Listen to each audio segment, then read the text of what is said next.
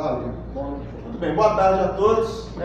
Nós vamos apresentar sobre lógica indutiva e lógica dedutiva. Meu nome é Guilherme. Nós temos aqui nosso querido Ortiz e o Aelcio, que faz parte do nosso grupo. Beleza? Então, eu quero começar aqui falando sobre a lógica. O que seria essa lógica? Pode passar. Eu tirei aí do dicionário, lógica é um substantivo feminino com origem no termo grego logique, relacionado com logos, razão, a palavra, o discurso, que significa, resumindo tudo, é a ciência que estuda o raciocínio, a ciência do raciocínio. E dentro disso nós vamos falar na lógica matemática, que entra no nosso assunto daqui a pouquinho. A lógica matemática, ou também conhecida como lógica formal, estuda a lógica segundo a sua estrutura ou forma.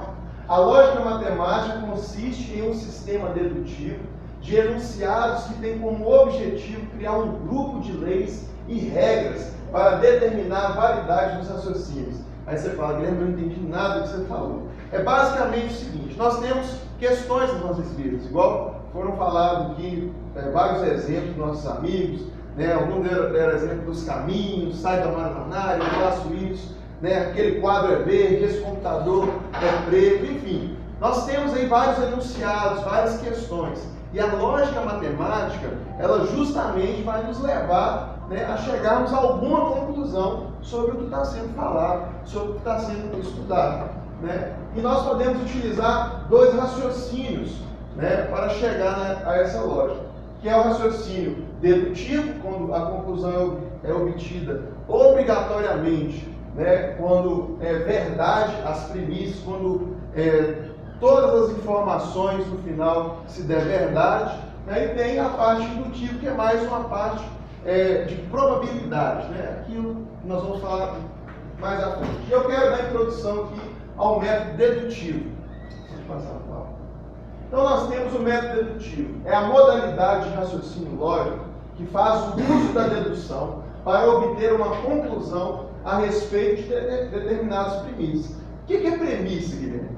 Premissa, você pode pegar como se fosse a parte de início da sua ideia, a parte de início do seu raciocínio. Nós vamos ter o início, nós vamos ter o meio, nós vamos ter o final. Esse início e esse meio a gente pode chamar de premissa, proposição, uma frase, uma questão, alguma coisa relacionada a isso. Essencialmente, os raciocínios dedutivos se caracterizam por apresentar conclusões que devem, como eu falei antes, necessariamente ser verdadeiras. Se a gente observar, se todas as premissas, todas as possibilidades forem verdadeiras e o raciocínio respeitar uma forma lógica, então nós podemos considerar que esse raciocínio é um raciocínio dedutivo. Eu quero dar alguns exemplos. Pode passar, por favor. Um exemplo bem comum do raciocínio dedutivo, a gente tem aqui duas premissas que são verdadeiras. Todos os homens são mortais. Isso chega a ser até meio óbvio, mas nós sabemos que isso é verdade. Todos os homens são mortais, e aqui eu coloquei: Sócrates é homem. Então, a partir daí, nós vamos colocar isso de uma forma lógica, para que a gente possa entender mais no nosso meio. Então, todo x é y, z é x, traduzindo as frases que a gente falou antes. Então, logo, z é y. Ou seja, nós temos duas premissas que obedecem uma forma lógica, é possível você ver lógica nisso, e você pega uma conclusão da frase. E aqui, do nosso exemplo, logo Sócrates é mortal, ou seja, logo z é y. Então, nós temos uma premissa verdadeira, que chegamos a uma verdade através das premissas, uma dedução no final de tudo. O segundo exemplo, eu não vou ler tudo, não, demora um pouco, mas eu quero partir do princípio que a dengue, uma pessoa que pega dengue, ela tem necessariamente febre alta e tem dores no corpo. E aí nós vamos pegar dois indivíduos, Carlos e Silvio. Carlos, ele teve febre alta e Carlos teve dores no corpo. Já Silvio só teve dores no corpo. E aí a questão qual dessas alternativas seria verdadeira? Então nós temos a primeira: Carlos e Silvio certamente contraíram a dengue. Será que isso é verdade? Carlos pode ou não ter contraído dengue, o mesmo ocorrendo com Silvio, ou seja, um dos dois pegar, ou todos os dois pegar, e a terceira, Carlos pode ou não ter contraído dengue, e Silvio certamente não contraiu a doença. Para que a gente chegue aí em uma resposta, a gente tem, né, que separar as coisas. Né? Então, a gente separou aqui dois conjuntos.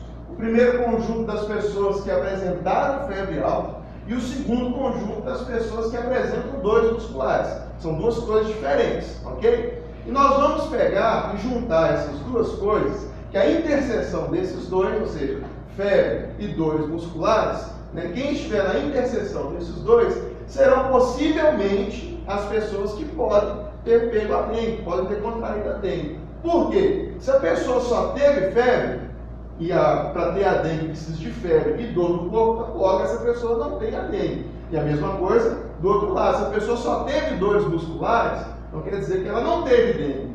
Né? Mas também nós temos que, pode passar, que entender o seguinte, temos esse grupo C, né, que eu separei num desenho, que são as pessoas que contraíram dengue ou não. Porque apesar da gente definir, a gente propor, né, que quem pega dengue é quem pega, que tem a febre e que tem a dor no corpo, nós não podemos afirmar isso logicamente.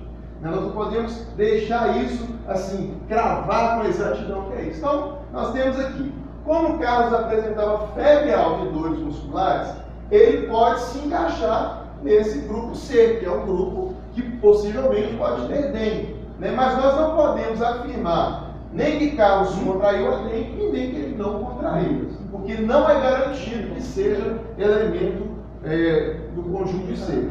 E o Silvio se queixava de dores musculares, mas não apresentava febre. Então o Silvio se enquadra na parte só de dores. Então nós podemos afirmar que ele não teve dengue.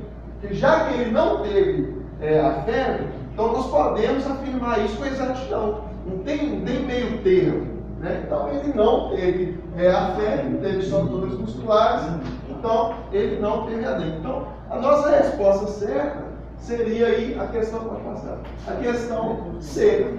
Carlos pode ou não ter contraído dengue e Silvio certamente não contraiu a doença. Esse é um exemplo, né, da dedução lógica, da lógica dedutiva, né, que a gente provavelmente vai ver ainda através desse curso alguma coisa. Né? E essa foi a minha parte. O nosso querido Aelcio vai continuar aí para a gente. Gente, boa tarde a todos. Meu nome é Aelcio, tá? E eu vou falar para vocês sobre o método indutivo. Antes de falar do método propriamente dito, eu gostaria de colocar duas situações. Eu acredito que a maioria de vocês já devem saber, o Lavoisier ficou conhecido como o pai da matemática química moderna por alguns experimentos que ele desenvolveu. O que ele fez? Ele fez algumas reações químicas em um sistema fechado, e nesse sistema fechado ele chegou à seguinte conclusão: quantidade de massas de elementos químicos que entravam na reação eram as mesmas massas que apareciam lá. Ou seja, o somatório das massas que entraram na reação química dos reagentes era a mesma massa que chegava no produto. Então ele criou aquela teoria muito famosa, que todos já sabem, na natureza nada se perde, nada se cria, tudo se transforma. Bom, uma outra situação aconteceu comigo, onde eu trabalho com o pessoal que gosta muito de fofocar na vida dos outros. E eu não sou muito religioso, e eu andei na igreja. As 4 primeiras vezes que eu fui à igreja, choveu as 4 vezes. Então o pessoal começou a falar: gente, engraçado, toda vez que o Aelcio vai à igreja, chove. Por si, aquilo, por ser uma cidade muito pequena, espalhou-se na cidade. Poxa, o professor Aelcio, quando ele vai, a igreja chove. Então eles concluíram por si mesmos, por eles mesmos, que toda vez que eu fosse à igreja, iria chover. Então a gente vai partir desses dois raciocínios para a gente falar do que é o método indutivo. Na lógica, né, e dentro da lógica, o método indutivo ou indução é um raciocínio que, após considerar um número suficiente de casos particulares, conclui uma verdade geral. A indução, ao contrário da dedução, parte de dados particulares da experiência sensível, ou seja, é mais psicológico. De acordo com o indutivista, a ciência começa com a observação. A observação, por sua vez, fornece uma base segura sobre a qual o conhecimento científico pode ser construído, e o conhecimento científico é obtido a partir de proposições de observação por indução. É importante que a enumeração de dados que correspondem às experiências feitas, caso, por exemplo, do trabalho dele, seja suficiente para permitir a passagem do particular para o geral. Entretanto, a indução também pressupõe a probabilidade. Pode ser isso, mas pode não ser. Isto é, já que tanto se comportam de tal forma, é muito provável que todos se comportem assim. Mas não é verdadeiramente verdade. Não é certo, não é exato que aquilo vai acontecer. Com esse pensamento, há a maior possibilidade de erro nos raciocínios indutivos, uma vez que basta encontrarmos uma exceção para invalidar a regra geral. Alguns exemplos que colocamos aqui.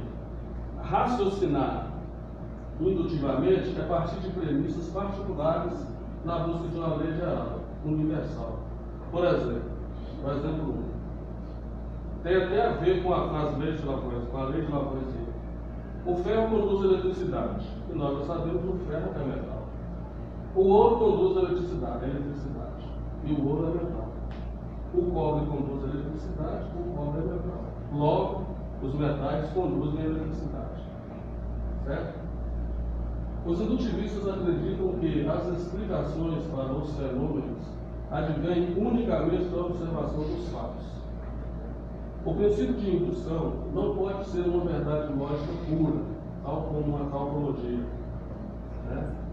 Pois, se houvesse um princípio puramente lógico de indução, simplesmente não haveria problema de indução. Uma vez que, neste caso, todas as inferências indutivas teriam de ser tomadas como transformações lógicas ou tautológicas, exatamente como as inferências no campo da lógica indutiva. Exemplo 2. Todo cão é mortal. O cão é um animal. Todo gato é mortal. O gato é um animal. Todo peixe é mortal. O peixe é um animal. Todo pássaro é mortal. O pássaro é um animal. Logo, todo animal é mortal. Esse é um exemplo de indução completa. Certo? Aí, para a conclusão da minha apresentação sobre o método indutivo, a gente volta no Lavoisier. Lavoisier fez o primeiro experimento, colocou, por exemplo, a experiência de carbono com oxigênio, 2 átomos de oxigênio no átomo de carbono, somou as massas antes, colocou-se num sistema fechado, produziu o gás carbônico e quando ele foi lá somar as massas do produto, era a mesma massa que tinha entrado no início, os reagentes separados. Ele foi fazendo várias experiências e chegou à conclusão final. Na natureza, nada se perde, nada se cria, tudo se transforma por quê? Porque os átomos, eles não se perdem, eles não se criam, não se desintegram átomos dentro de uma reação química e nem se produzem. Então, aquele número de átomos de um determinado elemento químico que entra numa reação, ele tem que aparecer lá no final. E se eles não se desintegrarem, nem se produzirem, então as massas que entraram aqui tem que ser as mesmas massas saindo lá nos produtos. Com relação à experiência que eu tive lá em Alto Monte, eu fui à missa 4 vezes e choveu 4 vezes seguidas. O pessoal pensou, esse cara nunca vai à igreja. Ele foi a primeira vez, choveu.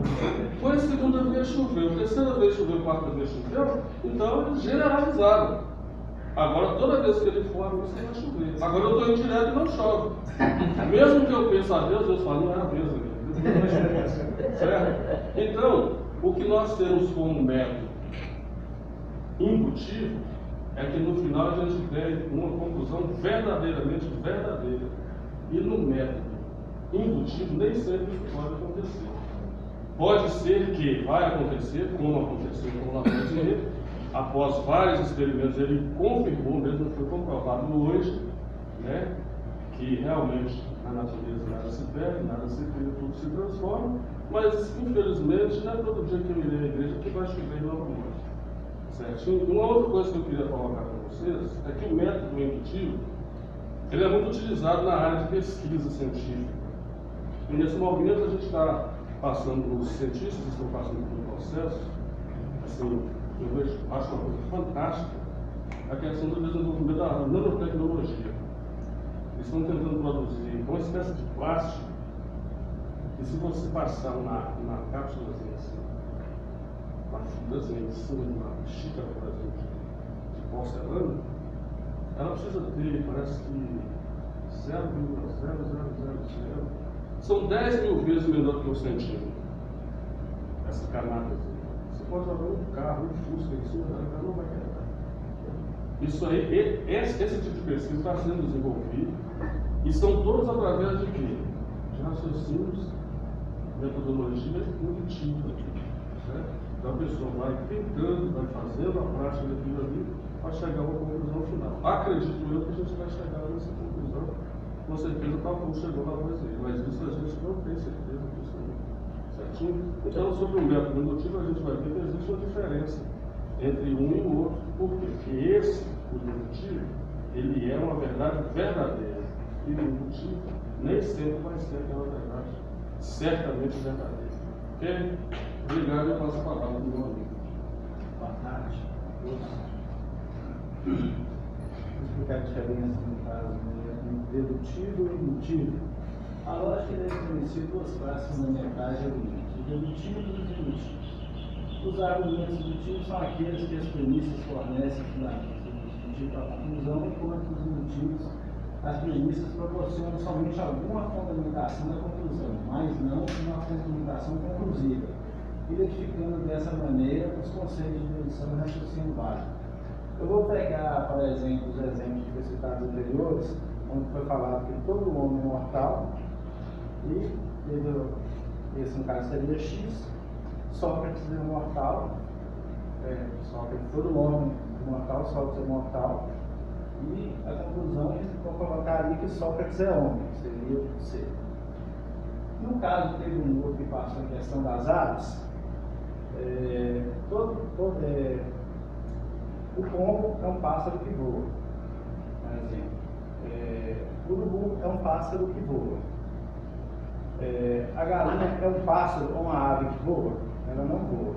Qual a diferença da galinha e da ave? No caso, ela seria uma indutiva, porque ela pode ou não levar a uma conclusão verdadeira.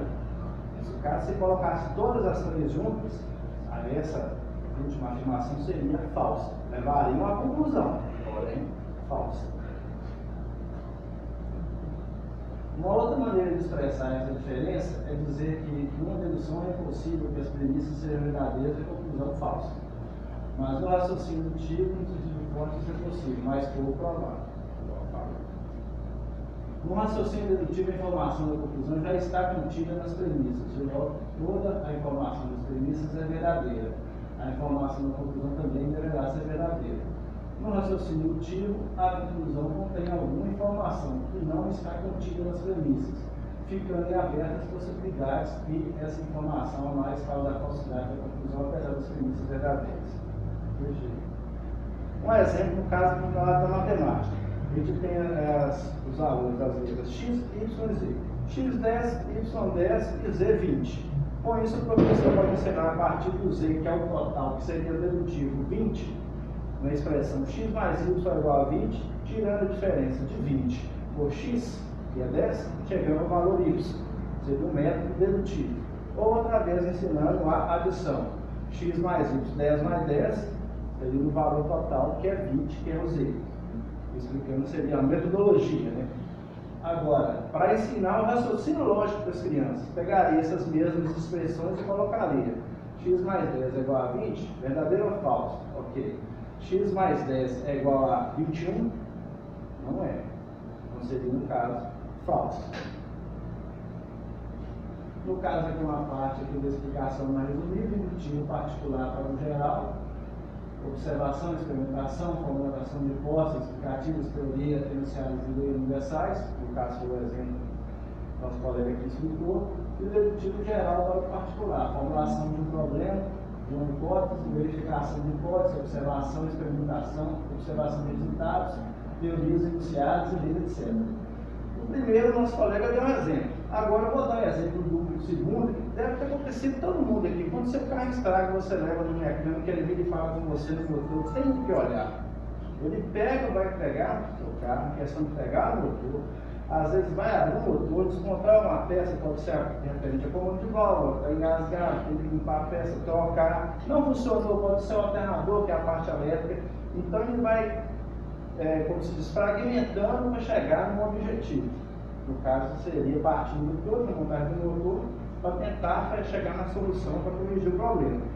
Outros exemplos também que pode ser usado na educação, por exemplo, esse é o mesmo caso de um engenheiro mecânico, ou um estudante de engenharia querendo aprender o funcionamento do motor, tem motor na escola, ele vai tentar fazer, desmontar as partes para aprender o funcionamento de cada um, como funciona, o que produz energia, força, potência, e ao contrário do tipo, por exemplo, esse mesmo estudante de engenharia mecânica querer ver como funciona a linha de montagem, ao nunca vi. A turma convidada leva ele na Fiat Turim e vai lá ver a linha de montagem para ver a fabricação do carro, como acontece a montagem, que vem primeiro o chassi, o motor, o acabamento, para fazer intercalar e, no caso, gerar o total, que seria a lógica inclusive, que é a inclusão do veículo. Finalizando mais, nós temos agora as nossas referências bibliográficas. E a gente procurou fazer essa abrangência mais analógica, mais voltada a como que poderia ser os exemplos lá para a educação. Agradeço a todos. Muito obrigado.